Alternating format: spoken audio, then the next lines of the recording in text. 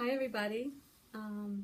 It is 8:30 on Wednesday evening and we are ready to do our live talk on sensory processing. I'm Michaeline Carney and I hope that your day is starting to slow down. It's maybe hopefully the kids are fed and getting ready for bed and life is starting to calm down. So that you can sit down and listen to some information on sensory processing. Hi Levon, thanks for joining. I'm going to wait a few minutes to let everybody sign on. Hi Asia, I miss you. I'm so glad that you're here. So what kind of day have you guys had? Has it been busy, crazy? This time of year is always busy. I feel like it's busier now than it is around the holidays. But hopefully you've had a good day and you're ready to relax and take a little bit of time. Hola, Asia.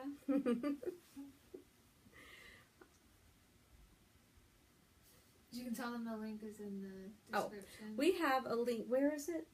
In the description. Okay, there's a link in the description for you to download a chart that we made that kind of depicts sensory processing. It's a simple little 3-step chart, and that is in the description. So at your leisure, you can download that and have it available to help you process and synchronize all the information that you're about to hear tonight.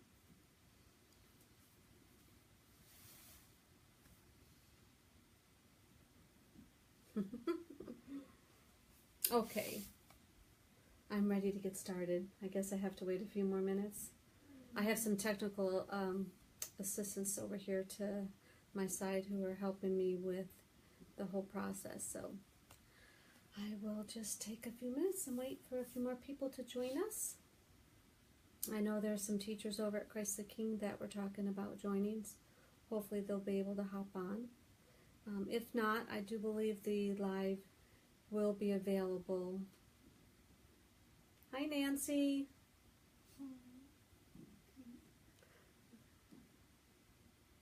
Okay, so as I mentioned, there's a download in the description on the chart for sensory processing. I will also refer to some information on self-regulation, which we will talk further in April. I have a webinar scheduled to give you guys some good information about the self-regulation piece of sensory processing.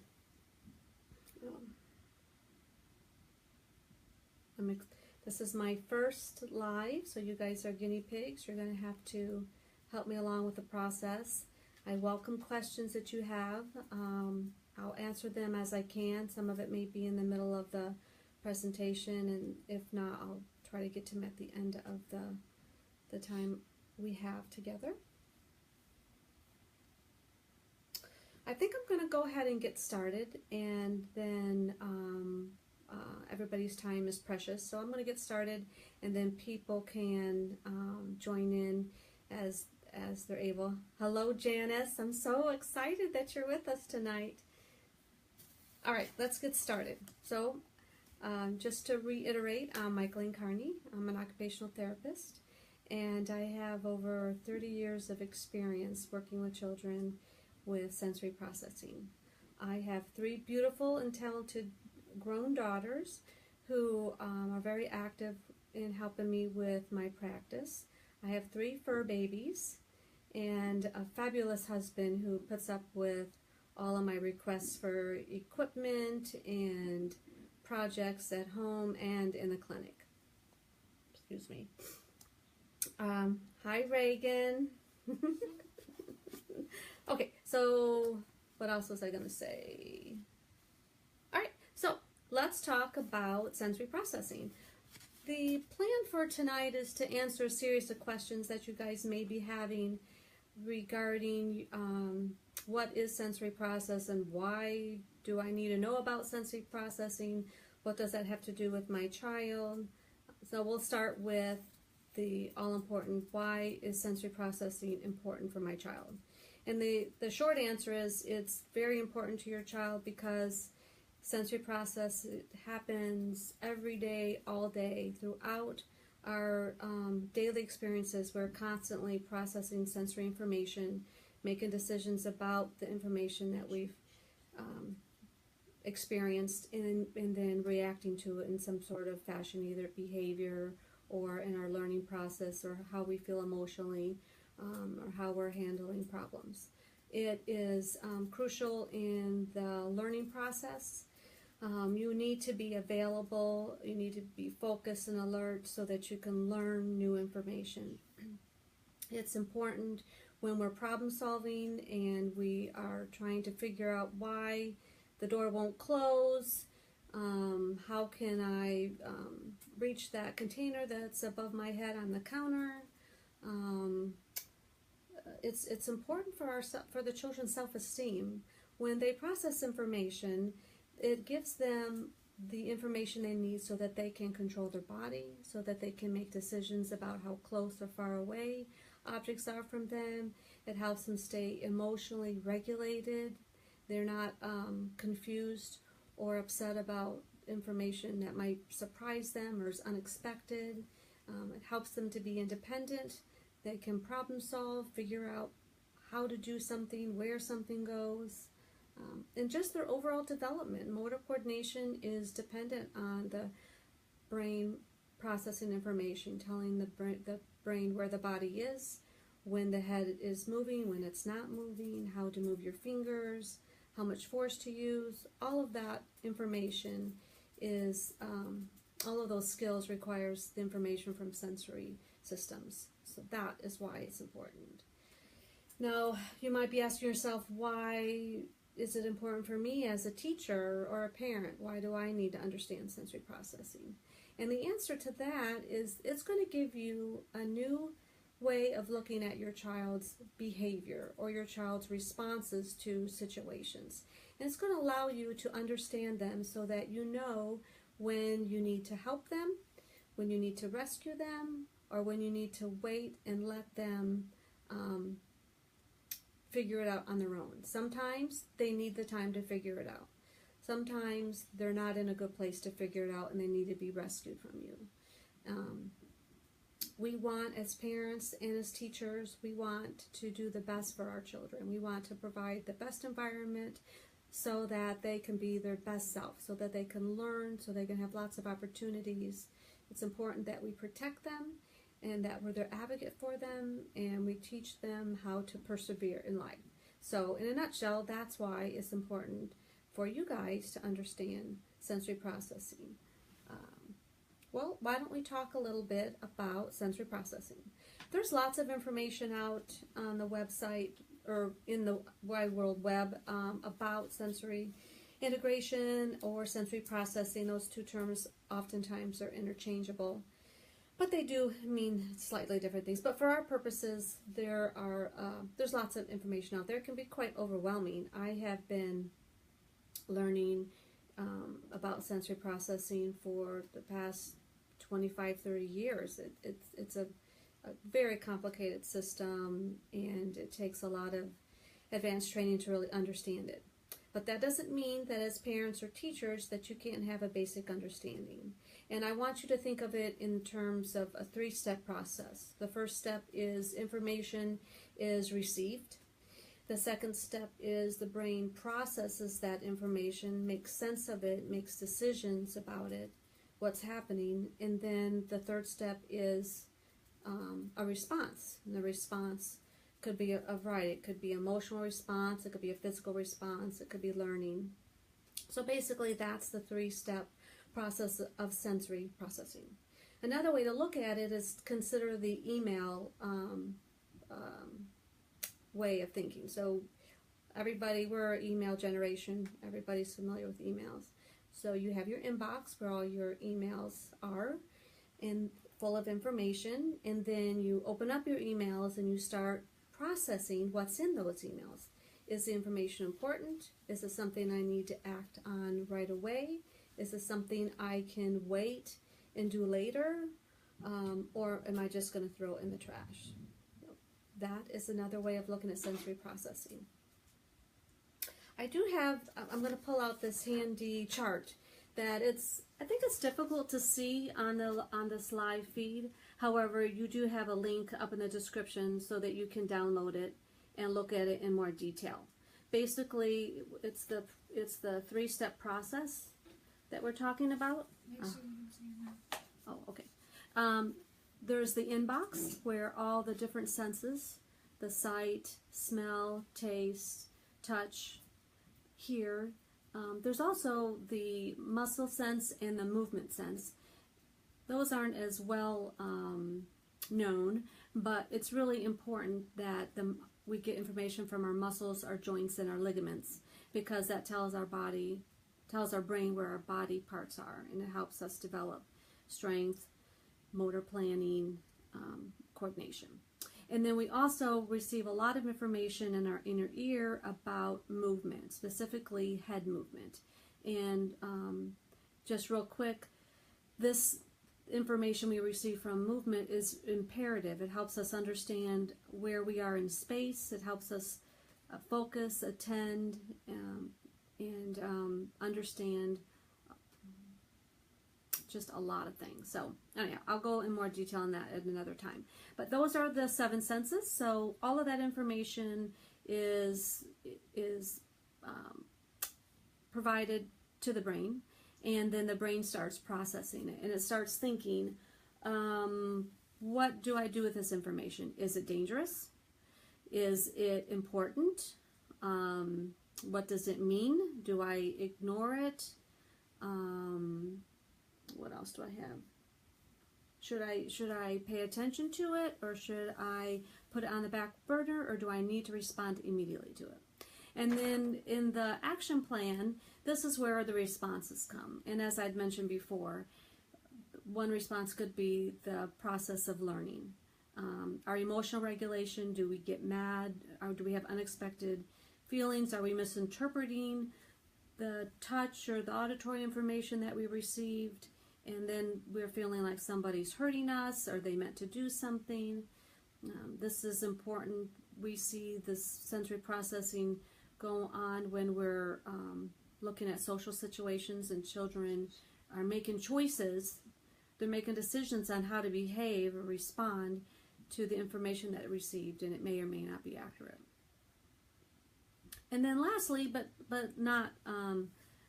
important, is self-regulation. And that is a whole nother conversation. We could spend a whole nother webinar or Facebook Live talking about self-regulation. But basically, self-regulation is our ability to take in information and maintain our emotions and control our body so that we can do the right thing, so that we can be a good friend, we can make good choices, we can control our body, we can listen and hear the right information, so we can be a good helper, a good friend. That's all part of self-regulation.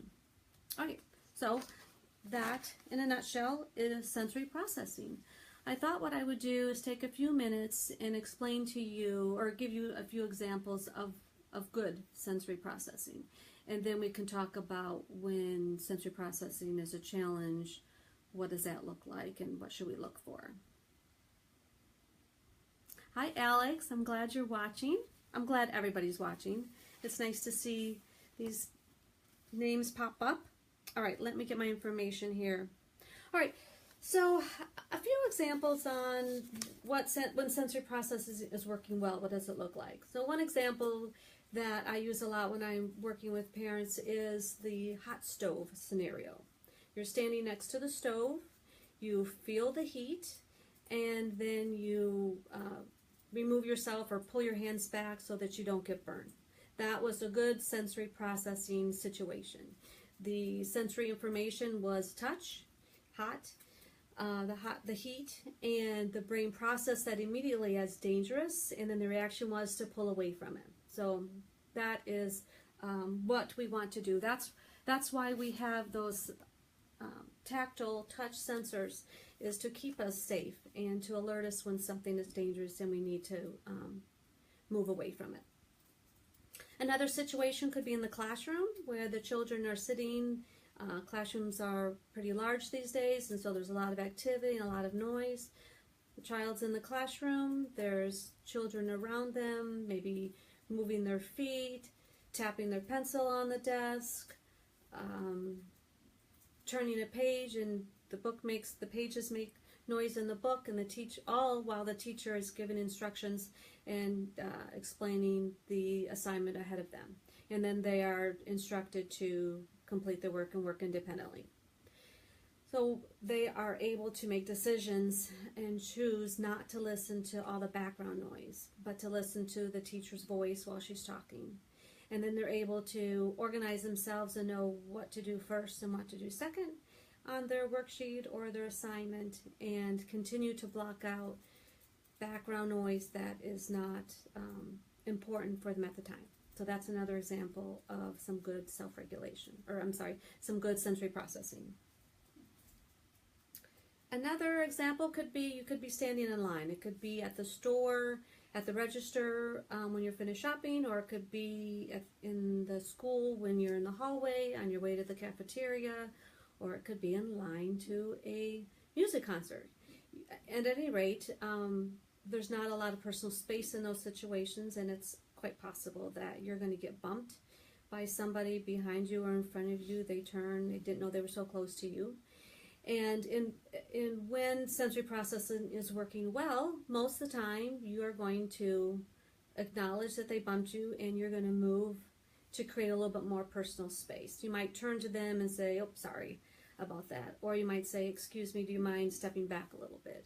But you're not going to get mad, and you're not going to hit them or push them, and you're not going to accuse them of pushing you out of line or taking your spot. That's just another example of some good sensory processing. And then there's always the birthday celebration, which with children is always full of sensory experiences. It's loud, there's lots of children, there may not be a lot of order, and the children, for the most part, are communicating with their friends, and they're saying hi, they're playing with them, they're following directions and going from one location to the next. It's time to come get cake. They go eat cake, they sit down. They're able to shift gears from being in a high arousal state, run around, talking loud, playing, and then they sit down and eat their cake, and then off they go. So those are a few examples of sensory processing at its finest. I'm going to get a sip of water here.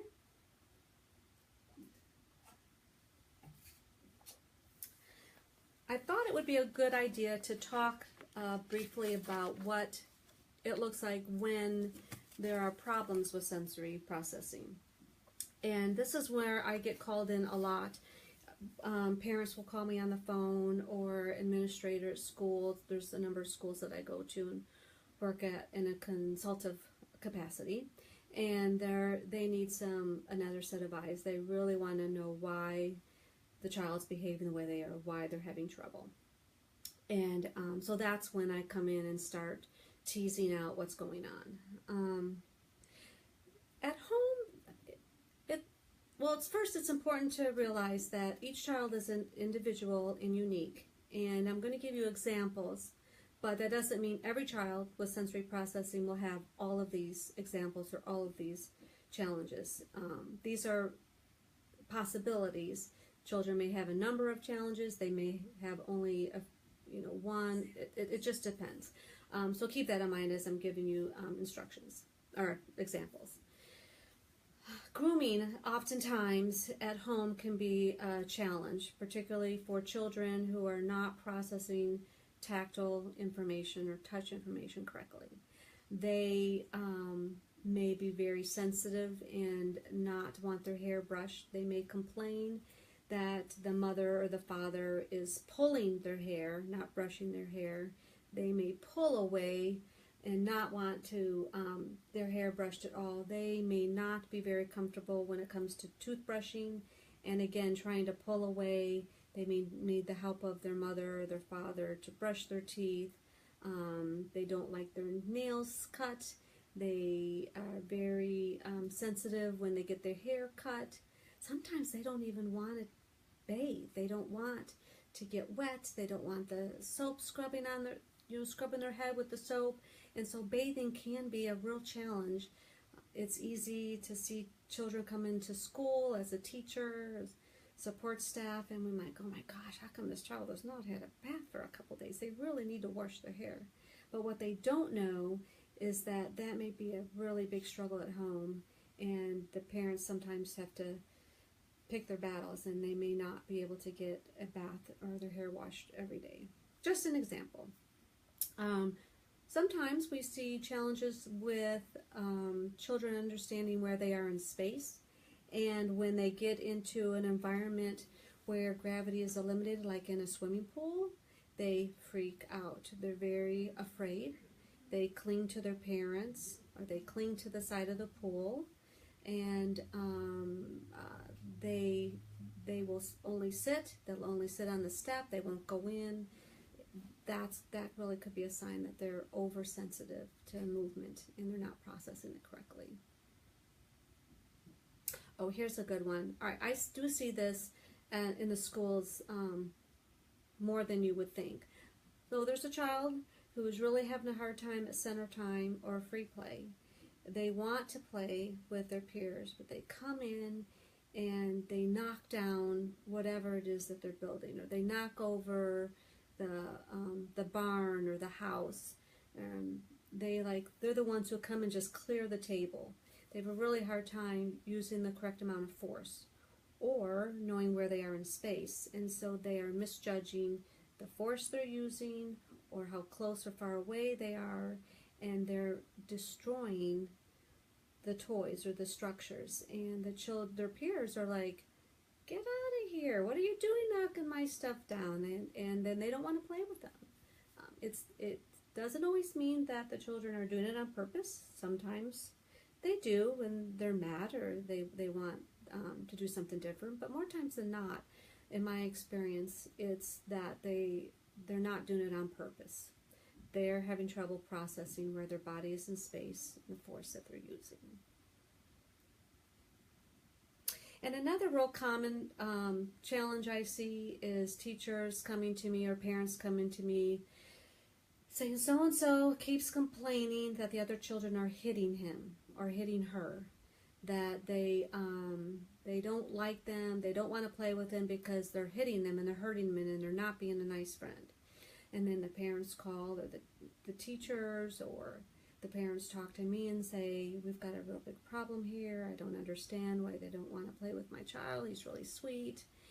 And what we find out is that when the teachers really pay attention, which a lot of times they know the children, they know their personalities, and they watch them closely, particularly in the preschool kind of arena. And they come back to me and say, Michaeline, so-and-so is not hitting them. I don't know why they're lying. I don't know why they keep saying they're being hit and they're not being hit. And really what that could be is they're misinterpreting what type of force. They're oversensitive to touch, and they're misinterpreting it. And they're saying, hey, they're hitting me, when in fact it was really just an incidental bump as they move in close to the situation. They're on the rug and they move in close so they can grab a card to join in on the game. Or they're standing in line and they're talking to a friend and they turned around and accidentally bumped the child in front of them. So those are some examples of when sensory processing is not working well. Typically, it's a combination of having trouble with motor coordination, being oversensitive to different senses like touch or auditory. There are children who put their hands over their ears. Now you would expect that, put your hand over your ears when there's a tornado or there's a fire alarm. That's to be expected. But when the toilet gets flushed in the bathroom, or when the PE teacher blows the whistle, those are things after they're done several times. Parents or the children usually become familiar with it, and it's no longer a challenge. It doesn't bother them. A child who's having trouble processing sensory information, though, is going to continue to have trouble. Trying to think there's just so many. Oh, let me bring this example up. I've talked a lot about children who are oversensitive and who are misinterpreting information. There's also the child who is under responsive, that he or she is not picking up enough information, and they are kind of in what we might call a low gear. They might look sad, they might look bored, they might look sleepy, but they're just in a low gear, and they need movement, they need muscle work, and they need auditory information to wake them up so that they can be engaged, answer questions, participate in the classroom, or help out at home with chores. Okay, I think the next thing that would be good for us to talk about is, when do you intervene? A lot of times when I'm talking with parents and I've evaluated their child, I'm going over the results, and I explain to them the challenges that they're having, they'll ask me questions like, well, I have a little trouble with this, or I have trouble with that, and it doesn't, I'm successful. I'm when do you decide to do something? When do you decide not to do something? When is it a problem, or when is it just our uniqueness? And what I always tell parents is, we are not robots, and we all have our moments when we are not processing sensory information very well, when we misinterpret people's responses, when we don't get enough information, not enough feedback from somebody. We're having a bad day. We woke up late. We were in a car accident, and so we're just frazzled. We're worried about our family. There's lots of opportunities when we're not going to be at our best. So the bottom line is when it's interfering with our success, that's when we want to talk about intervention. As a therapist who specializes in sensory processing, I'm looking for patterns and clusters. I'm not looking for individual. It's okay. The children don't have to be perfect. But when we see a pattern of behavior, pattern that suggests that there are some problems going on, and the child is not being successful, they're inconsistent at school. The teachers say, this is a smart kid. I don't understand why they're not getting this information. I don't understand why they didn't do their homework, why they can't work independently, because they get it when I talk with them, or I see them doing activities that lend me to think that they know what's going on. When they're inconsistent, when it's not readily available for them to learn and to do their best and to show what they've learned, when they're emotionally fragile, when they need a lot of extra support and protection, when they are struggling with fine motor or gross motor skills and they're having trouble keeping up with their typical age peers, when they are having trouble making friends or participating in sports. Those are the times when we say, okay, let's do something, let's help them out. And we have lots of good information these days. Parents will tell me sometimes, oh, I was like that as a kid, and I turned out okay. And that's great. But we know a lot more information now than we did 20, 30, 40 years ago. And as parents and educators, we want to use all the information we have so that we can help the children be their best and do their best and have the most opportunities in life. When we talk about intervention, we talk about three things. We talk about education, educating yourself so that you're familiar with what the challenges are, what the specific details are for your child, and then what can you do, and also about some intervention.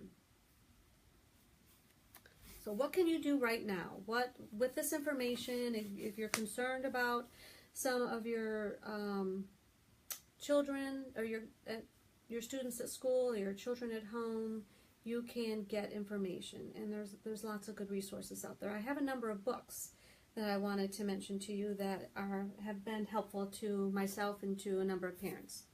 So we have The Out of Sync Child, which is The author is Carol Stock. Oh, I don't know if I can say her name right. The Out of Sync Child. This book was written by a preschool teacher who was very interested in sensory processing and worked with an OT to develop all kinds of strategies and how to work with children, all children, not just children who are having trouble, but all children. So this is a good book. In this book, they give 3 distinct models of children with sensory processing challenges. And I just want you to realize that there are many different forms, and each child is unique, and they may have part of type A, type B, type C. There's 3 different types in this book. So don't take it as, don't be confused if your child doesn't fit exactly into these categories. It's meant to give you an example to get you started on the road to understanding sensory processing. Another book I have is Raising a Sensory Smart Child. It's a really good book, lots of good information. There's lots of checklists and worksheets and strategies to use. So this is another book that you might want to look at. And then the final one I have, of course I'm not saying there aren't more, but these are just 3 of my favorite. Sensational Kids. It's another good book. This is written by Lucy Miller, Dr. Lucy Miller, who's an occupational therapist who is on the forefront of research, understanding the brain and sensory processing. And so these are 3 books. There are websites that you can go to. There's lots of things on the web. In particular, I like spdstar.com, and that's Lucy Miller's website. Lots of good information on there for parents, for professionals. I also like the Sensory Integration Global Network. We refer to that as the SIGN, S-I-G-N. So it's Sensory Integration Global Network. That also has lots of good information. And of course, there are many more. You just sift through them and see what speaks to you. Lots of different suggestions. So get informed. The next thing you can do is you can start making adjustments to the child's environment. That could be for the child who's oversensitive to sound. You could provide a quieter space for them to work or to think or to read, maybe using headphones to help block out noise.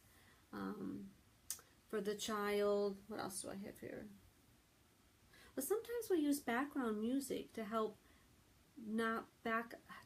block out all the unimportant information and help the child focus. So those are a few things that you could do. Teachers are providing lots of seating alternatives for the children. I'm very excited with the new chairs that keep coming out. There's a variety of ball chairs, stools, rockers that are being used in the classrooms to provide some movement to help the child who is seeking a lot of information. For home, sometimes the children are really oversensitive to touch, and so clothing can be a problem. There are lots of options out there, seamless socks, using Lycra type undergarments like shorts and tops to help give the child more information so that they're not so sensitive. That pressure helps to calm their system down. Sometimes just changing the way you give directions if you know someone's having a hard time or is not always independent. Breaking the steps down for them. First we're going to do this, then we're going to do that, then we're going to do this. The first thing you're going to do is this. Sometimes just telling them the first thing is all they need to get them going. And the other thing is that sometimes when the children are not getting enough information, I've talked about how they're kind of in low gear and they're kind of quiet. Hello, Alicia. I'm glad you're here. Hi, Cheryl. Sometimes we see sensory seekers where they are constantly moving and they're crashing and bumping themselves as they walk down the hallway. They always seem to be running into somebody or running into the wall. Sometimes those seekers are looking for the same intensity that we see in the kiddos who look like they're asleep or mad or sad. So providing movement breaks for them, giving them that input they need, finding ways for them to crash, maybe lift weights, maybe play drums,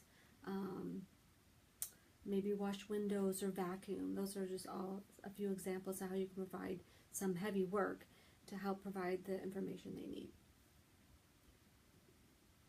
And then the last thing would be is to seek some individual therapy with a therapist who specializes in sensory integration and has advanced training, because it really, the trick in evaluating these children is in the ability to analyze and tease out why they're doing what they're doing. And there are many therapists out there. There are many therapists who have lots of good skills.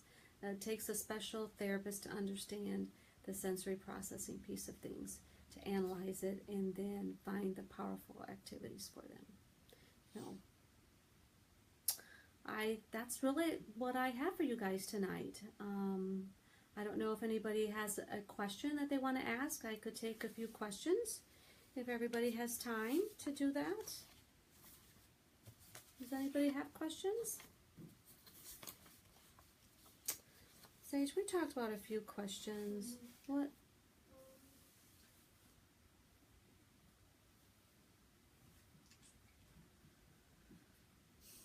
You remember? Trying to think. We were trying to anticipate questions, but apparently it slipped our mind. I tell parents, if you have questions, give me a call. Give me a call, tell me what's going on. Let me ask you a few questions and help you tease out, is it something you need to be worried about, or is it something that we consider to be typical? Oh, okay, Andrea, I see your question. When would you use weighted blankets? That's a great question. A lot of times we recommend using a weighted blanket when a child is having a hard time calming down, when they are having a hard time transitioning. And the theory behind the weighted blanket is that it's providing some deep pressure, and that's allowing the body to calm down. You breathe deeper. It gives you more information of where your body is in space. Another time we might use the weighted blanket is when we have a child who seems to be lost in space, is having a hard time with motor coordination. They may fall out of their bed. They may have a hard time sitting still because they're so disorganized and uncomfortable, and then a weighted blanket may be helpful to them. A general rule of thumb is the weighted blanket should be about 10% of the child's body weight, plus or minus a couple pounds depending on the particular child. It's important that that we don't put the weighted blanket up over their head, that we keep it at their shoulder and down, shoulder height and down, and that we want to make sure that the children have the motor skills to move out from underneath it or take it off of them if they need to. All right, Asia, I'm reading your question. You have a son. Yes, like it's my personal desire that I'm not sure. Asia, ask me this question again. I'm not understanding it. I'm just seeing part of it. Sage, When I tell my son things, he doesn't take them like he should go and apply them. He acts like it's for my personal desire that I advise. Okay. Well, I guess we have to look at each individual situation. Knowing something and knowing how to do it, or being able to identify when you need to do it, are tricky. Sometimes children give us the opinion like, yeah, I know, but they don't act on the strategies that we've given to them. And it may be that it's not the right strategy. It may be that it's the right strategy, but they are not able to identify that they need to use that strategy in that situation. It may be they don't want to use the strategy, that it's not important to them, that they think their behavior is okay or the situation's okay. And sometimes it's just willfulness. I mean, I think it's a dance back and forth with parents and children. They want to have control. We know a lot more than they do, and so we can see the situation and what they need to do, and they don't always like us to tell them what to do.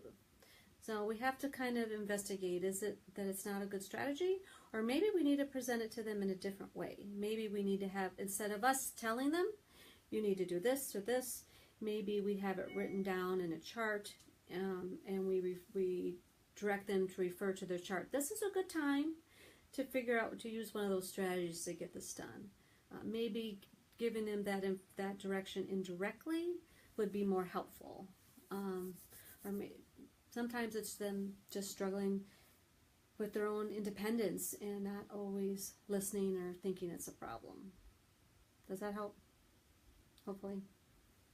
Alright, Mom, so what would some of the next steps look like for someone who thinks that maybe their child is struggling with sensory processing stuff? What are the steps? Okay, so the question is, what would be the steps if you think your child is struggling with sensory processing? And I would suggest that you talk to your pediatrician. I guess maybe before that, I would try to articulate them. Write down your concerns. What are you concerned about? What are the situations that make you feel like your child's having trouble? And then you could talk to your pediatrician about them.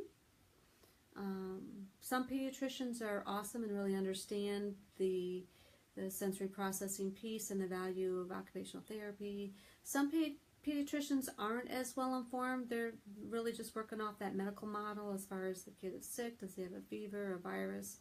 But that's a good place to start. Talking to your pediatrician. You could talk to your teacher or the counselor or social worker at school if you're concerned. If your concerns are around school-related activities, or if you have a good relationship with them. Sometimes we have great relationships with our teachers, and even though it's a home situation, not a school situation, they could have some good insight for them. That's something I really didn't mention, but sometimes children behave differently in different environments.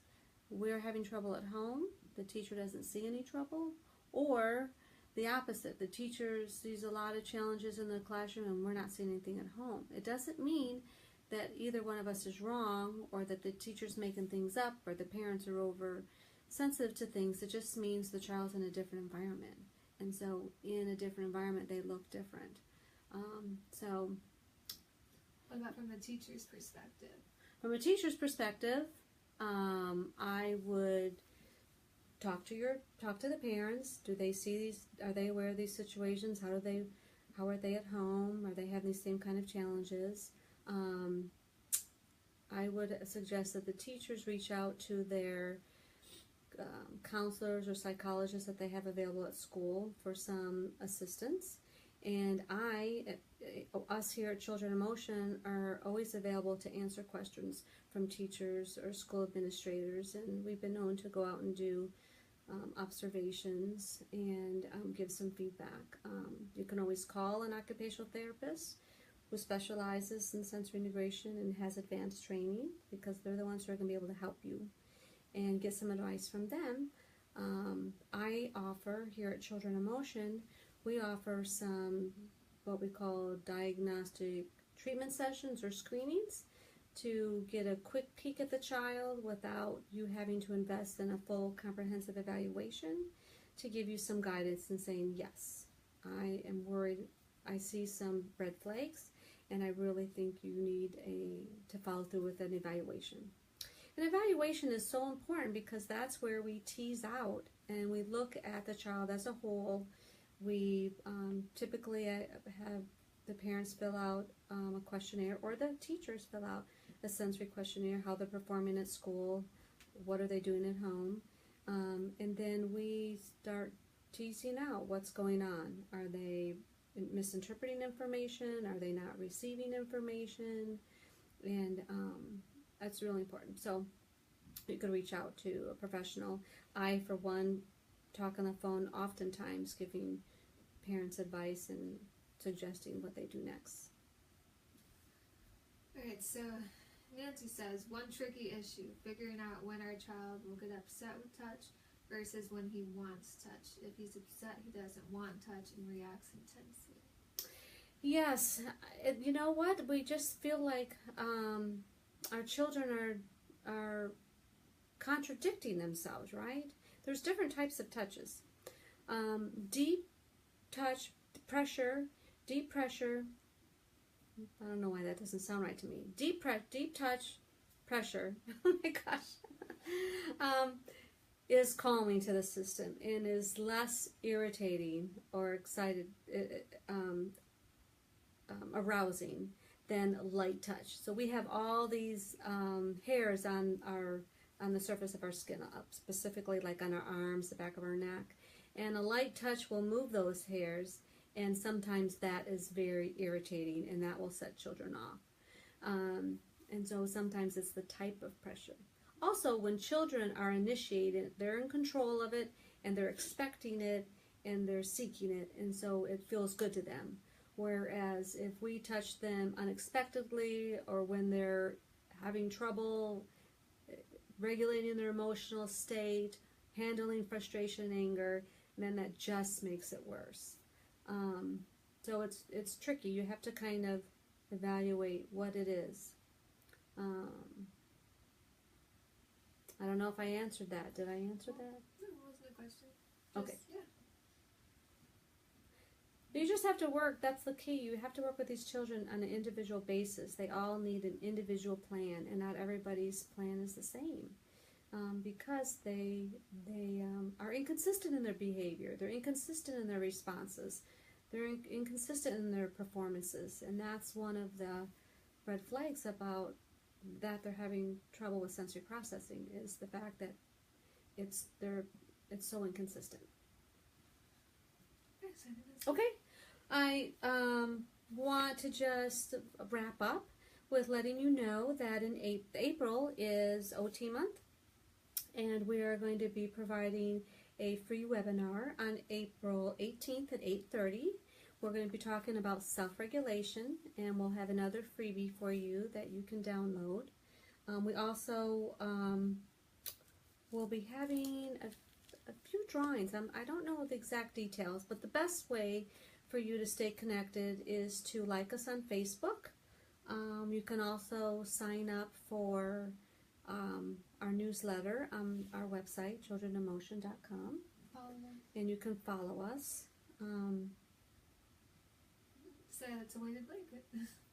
Well, one of the giveaways in April is a weighted blanket. We're very fortunate. Sage reached out to some companies and was able to get a couple of items donated.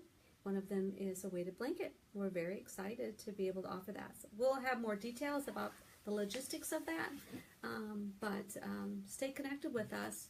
Follow us, like us, sign up for the newsletter so that you can be in the know. I just can't tell you how much I appreciate everybody spending your evening with us, and I just thank you. Say hi to Laura. Okay. Laura. What? Say hi to Laura. Oh, hi, Laura. Oh, at the very end. Oh, well, I'll catch you up on all the information. Okay, you can watch a replay. Wait, hashtag replay? Wait. No, don't. I don't know what I'm doing. I can play with the kids. This technology thing's a little bit out of my league, but I have some fine assistance. So, okay, I'm going to say goodbye. Thank you all very much. Have a good evening.